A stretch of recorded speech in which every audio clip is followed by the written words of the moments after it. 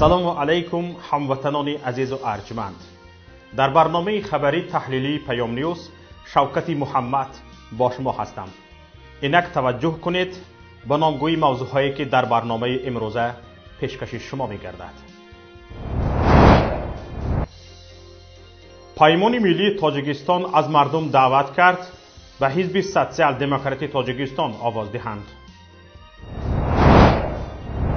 تاجیکستان از همسایه کشورهای پایاناب دریاهایش برای آب جبران طلب کردن می‌خواهد. عبدالله در افغانستان حکومت جداگانه تشکیل کرده است. پیمان ملی تاجیکستان با پخش بیانیه از حزب سوسیال دموکراتی تاجیکستان در انتخابات قریب الوقوع پارلمانی دستگیری کرد. پیمان ملی تاجیکستان از شهروندان چه در داخل و چه در خارج کشور دعوت کرد در انتخابات روز 1 مارس به حزب سوسیال دموکراتی تاجیکستان آواز دهند. در بیانیه گفته می شود هرچند در کشور برای انتخابات آزاد و شفاف هیچ گونه شرایط وجود ندارد و مقامات نتیجه های انتخاباتی را به منفعت خود برخلاف نتایج واقعی تغییر می دهند و تقلب می کنند، اشتراک در انتخابات گام مهم جهت مسئولیت شناسی سیاسی و کمال ملت خواهد بود. در بیانیه آمده است امروز حزب سوسیال دموکراتی تاجیکستان یگانه حزب اپوزیسیونی رسمی در داخل کشور است که نمایندگان آن در پارلمان جدید می توانند صدای هر یک انتخاب کننده باشند و در نزد قانون و مردم حسابات دهند. برای انتخابات آزاد و شفاف هیچ گونه شرایط وجود ندارد و مقامات نتیجه های انتخابات را به منفعت خود برخلاف نتیجه های واقعی تغییر می‌دهند و تقلب می‌کنند. ولی با این نگاه نکرده ما اطمینان داریم که حتی در چنین شرایط نابرابری اشتراک در انتخابات گامی مهم جهت مسئولیت شناسی سیاسی و کمال ملت خواهد بود.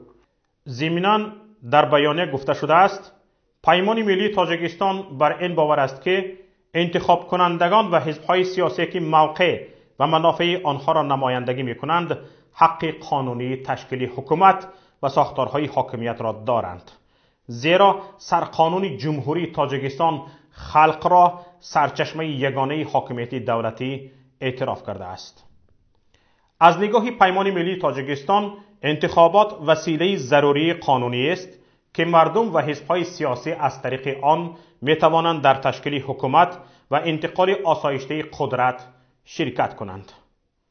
ما از رهبر دپارتمنت اطلاعاتی پیمان ملی تاجیکستان آقای تیمور برقی خواهش کردیم سبب پشتیبانی این ائتلاف مخالفین از حزب سوسیال دموکرات را شرح دهد، زیرا تا به حال حکومت تاجیکستان یگان انتخابات شفاف و بدون تقلب نگذرانیده است.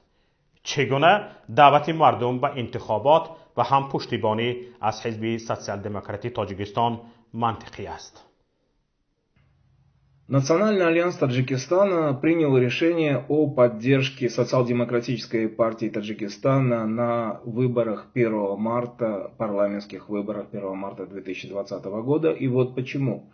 В связи с тем, что Национальный альянс Таджикистана на сегодня по понятным причинам не может принимать участие в этих выборах, мы сочли необходимым призвать голосовать за другую конструктивную оппозиционную силу. Социал-демократическая партия Таджикистана — это единственная сегодня зарегистрированная оппозиционная партия, чьи кандидаты в новом парламенте могут стать голосом народа, могут стать народными представителями, стать голосом только избирателей и быть подотчетным только людям и законам.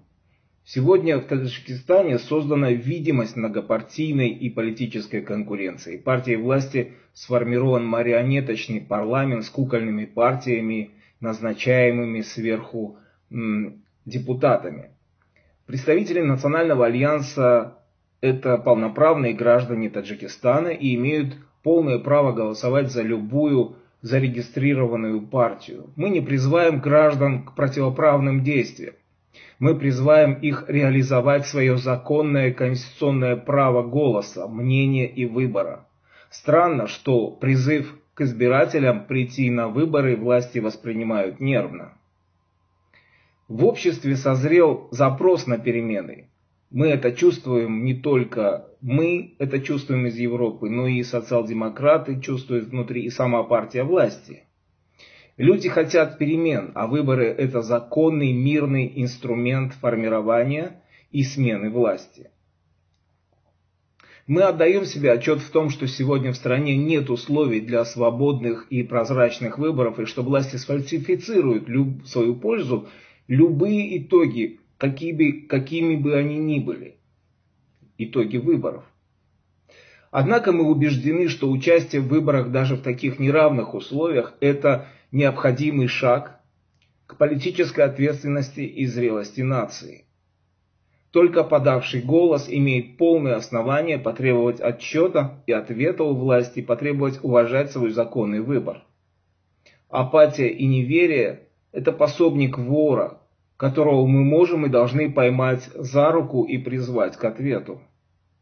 Даже один депутат от оппозиции способен стать громким голосом общества, инициатором необходимых дискуссий и рупором голоса избирателей.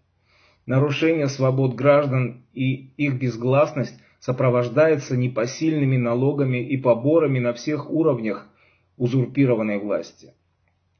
Национальный альянс Таджикистана призывает соотечественников проявить гражданские солидарность и ответственность, истинное национальное единство всех частей нашего таджикского общества, сказать свое веское слово во имя назревших перемен, во имя свободного и достойного будущего наших детей и внуков.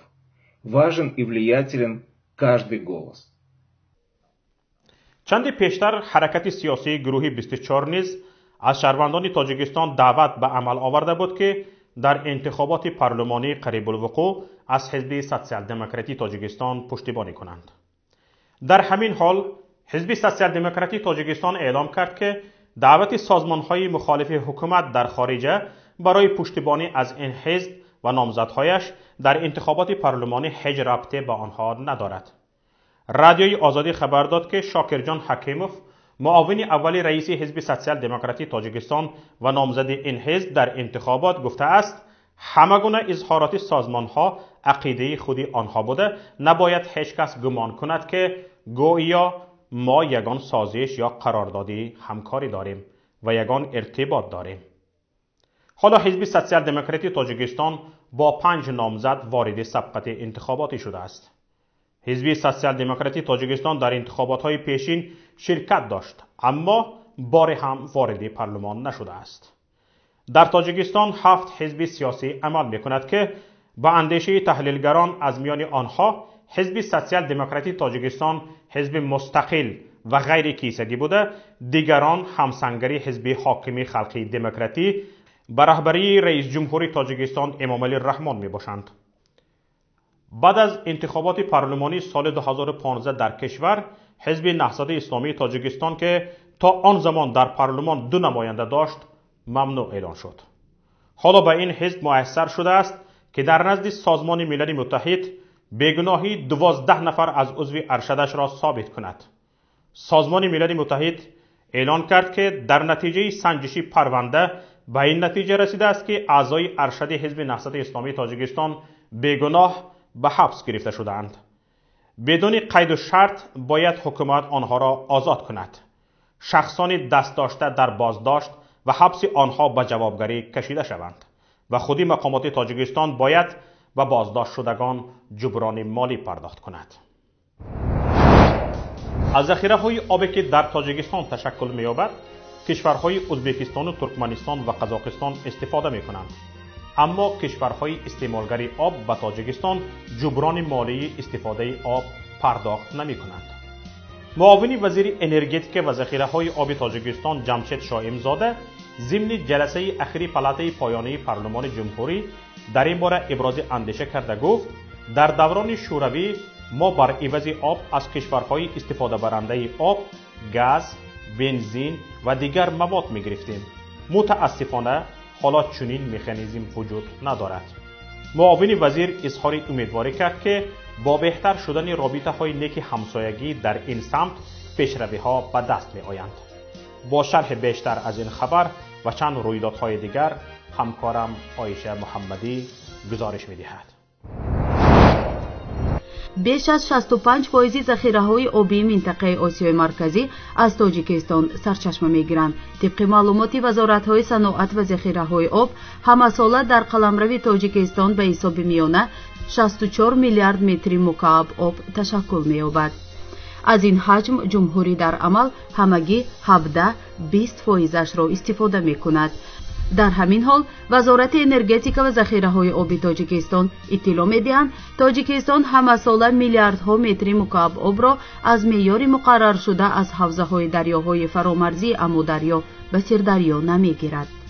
کمیسیه هماهنگسازی خواجگی آبی آسیای مرکزی معیار تاجیکستان را در سال 2019 در حجم 12.7 میلیارد متر مکعب معین کرد. اما تاجیکستان همگی 10 میلیارد و 700 میلیون متر مکعب از جمله 8 میلیارد و 600 میلیون متر مکعب امودریا و 2 میلیارد و 100 میلیون متر مکعب سیردریا و زرافشان آب گرفت که از معیار مقرر شده 1 میلیارد و 970 میلیون متر مکعب کمتر است. سابق معاون سروزیر قرقیزستان تیمور ساریف قبلا ضمن سخنرانی در کنفرانس بین المللی سطحی بلند اوید به مسائل آب در دوشنبه اظهار داشت که کشور او و تاجیکستان بر زیان خود برای ذخیره‌های آب که به کشورهای پایان آب می‌دهند جبران نمی‌گیرند. وضع حقوقی تقسیمات آب از زمان شوروی تا حال بی تغییر باقی مانده است، هرچند کشورهای بالا آب از دولت‌های پایان آب اکنون دیگر هیچ جبرانی نمی‌گیرند. رئیسان ولایت‌های سوغدی تاجیکستان و بادکند قرقیزستان واخوری و ملاقات کرده دو طرف همچنین به ادامه فعالیت کمیسیه بین حکومتی تاجیکستان و قرقیزستان برای علامتگذاری مرزی پیشگیری از تنش‌های مرزی تاکید کردند. طور خبرگزاری akipress.com اطلاع داده است این ملاقات در بادکند برگزار شده است. به اطلاع منبع رئیس ولایت سوغد رجب‌بای احمدزاده ضمن واخوری با رئیس تازه تعیین ولایت بادکند علیشیر عبدالرحمانوف خواستار تقویت رابطه‌های دوستانه میان ساکنان منطقه و بهتر شدن مناسبت دو جانب شده است. علیشیر عبدالرحمانوف نیز به ضرورت همکاری‌های مشترک برای تقویت دوستی دو کشور و امنیت در منطقه‌های مرزی دو کشور تاکید کرده است. منبع می‌نویسد که این ملاقات در چهارچوبه فعالیت کمیسیه بین حکومتی تاجیکستان که از سوی عظیم ابراهیم معاون نخست وزیر تاجیکستان و اکرم مادومارف همتای قرقیزش راهبری می‌شود برگزار شده است. قابل ذکر است این گونه واخوری‌ها نمایندگان دو کشور طول چند سال اخیر حتی در سطح رئیس جمهوران صورت گرفته است، اما تا به حال کوچکترین نتیجه به عمل نآمده است. در چند خبری در آخر رسانه‌ای شده گفته می شود که جانب‌ها به داد و گرفت چند روستاهای نزد مرزی جهتی به توافق رسیدن گفت و شنیدها کردند. مرز تاجیکستان و قرقیزستان 976 کیلومتر را تشکیل می‌دهد که از آنها تنها 60% معین و علامت گذاری شده است. میان دو کشور تقریباً 70 منطقه بحثی و معین نشده مرزی مانده است. در این منطقه ها سر هر چند وقت میان ساکنان تنش ها صورت میگیرد. پس از اعلان پیروزی اشرف غنی در انتخابات ریاست جمهوری افغانستان که روز گذشته انجام شد، تا حال هیچ کدام از کشورهای منطقه و جهان واکنشی نداشتند. با وجود گذشت 3 روز از اعلان پیروزی اشرف غنی در انتخابات ریاست جمهوری افغانستان، تا حال هیچ یک کشورهای منطقه و جهان به این موضوع واکنشی نشان ندادند. عبدالله رقیب اساسی اشرف غنی در انتخابات ضمن یک پیام خود گفت: با عنوان برنده حقیقی ما تصمیم گرفتیم یک حکومت فراگیر تشکیل دهیم و با هدف دست یافتن به یک نتیجه عادلانه با همه طرفها گفتگو کنیم. ما در عین حال از دوستان خارجی خود می‌خواهیم که بی‌طرف بمانند، به اصول خود وفادار باشند و به یک روند و نتیجه عادلانه و قانون افغانی احترام بگذارند. در همین حال لطیف پیدرام، سیاستمدار تاجیک تبار افغانستان که در انتخابات ریاست جمهوری این کشور نامزد بود، حالا در دوشنبه قرار دارد و ضمن یک نشست سیاسی گفت که نتیجه انتخابات را قبول ندارد. حتما در فکر تشکیل یک منطقه خودمختار از حکومت فعلی افغانستان است. گفتنی است در انتخابات ریاست جمهوری سال 2014 نیز اشرف غنی و عبدالله هر کدام خود را پیروز می‌دانستند. که در نهایت با میانجیگری جان کری وزیر خارجه آن وقته آمریکا و با نادیده گرفتن آوازها دو طرف توافق کردند تا اشرف غنی به عنوان رئیس و عبدالله به عنوان رئیس اجرایی حکومت وحدت ملی را تشکیل داده و در قدرت با یکدیگر شریک باشند. برخی از کارشناسان افغانستان اعلان پیروزی اشرف غنی را کودتای نرم می‌دانند و معتقدند که با وجود هزاران شکایت علیه تقلب تیم انتخاباتی غنی، آوازها هیچ گونه تغییر نکرده است و به این معنا است که بدون بررسی انتخابات به فایده اشرف غنی اعلان شده است. شاید به همین خاطر باشد که اکثر سران کشورهای منطقه حتی به تبریک اشرف غنی سراسیمگی را به خود روا نمی‌بینند. این بود تحلیل و شرح خبرها تا اینجا. برنامه‌های دیگری ما را در شبکه‌های اجتماعی و پایگاه پیام نقطه net لطفاً پیگیری کنید. همچنین همه روزه چند برنامه‌های دلنشینی که در رادیوی پیام صدا می‌دهند امیدواریم پسند شما می‌گردد. هر خبر و رویدادی را شاهد شدید لطفاً به رقم 49 15 16 46 15 947 توسط پیام رسان‌های واتساپ، وایبر، ایما یا تلگرام فرستید. مخفی نگاه داشتن حیثیت شما کفالت داده می شود. خیلی زیاد هموطنان الکی با ما در تماس هستند و معلومات‌های زیادی به ما رسیده است. و تمام نفرانی که ناوابسته از همه مشکلی‌ها به ما معلومات می‌فرستند اظهار تشکر و منتداری می‌کنیم. لطفاً مشترک شدن به کانال یوتیوب ما و نوشتن نظر خود درباره نوار را فراموش نکنید. اینچنین ماندن یک معقول شد را نیز لطفاً دریغ ندارید. در پناه الله بمانید. خیر تا هفته دیگر. السلام علیکم و رحمت الله. رادیوی پیام، صدای جدید در فضای اطلاعات. نصب ضمیمه نوی رادیو پیام در اپل و اندروید برای تلفن‌های همراه و لاب‌های الکترونی پلانشت به شما امکان می‌دهد که 24 ساعت تازه‌ترین و دقیق‌ترین خبرها، تحلیل‌های سیاسی، اقتصادی، اجتماعی، برنامه‌های دینی و فرهنگی، قصه‌های جالب و شنیدنی، گفتگوهای مستقیم با سیاستمداران، کارشناسان و ضیائیان را بشنوید. با ما باشید. رادیوی پیام، همسفر به سوی زندگی بهتر.